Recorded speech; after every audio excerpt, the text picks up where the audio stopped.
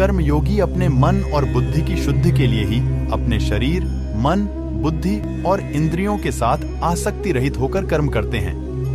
हे अर्जुन, मैं सर्वज्ञ हूँ, मैं इस सृष्टि का रचनाकार हूँ। मैं भूत, वर्तमान और भविष्य के सभी प्राणियों को तथा उनके विचारों को जानता हूँ, किंतु वास्तविकता में कोई नहीं जानता है, ना ही समझता है। लोग कहते हैं अपनों के आगे झुक जाना चाहिए, किंतु सच बात तो यह है, जो अपने होते हैं वह कभी झुकने नहीं देते। गर्मी और ठंड, सुख और दर्द की भावना इंद्रियों के अपनी वस्तुओं के संपर्क के कारण होती है।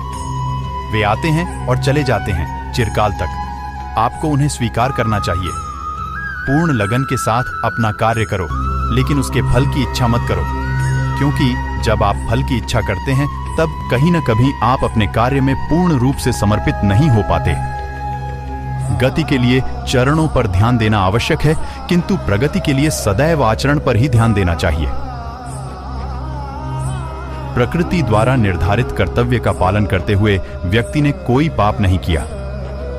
जिसका मन उसके वश में नहीं है, उसके लिए उसका मन शत्रु के समान है। वो मूर्ख हैं जो प्रेम को बकवास कहते हैं। प्रेम इस दुनिया की जड़ है जिससे दुनिया बनी है।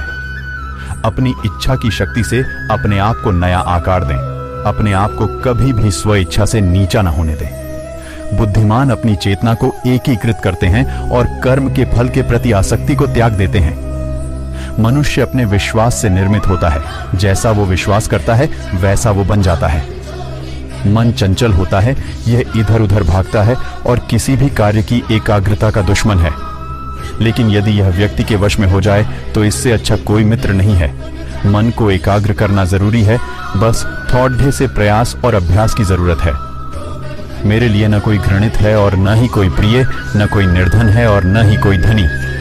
बस जो भक्ति भाव के साथ मुझे याद करते हैं, मैं उनका हूं और वो मेरे।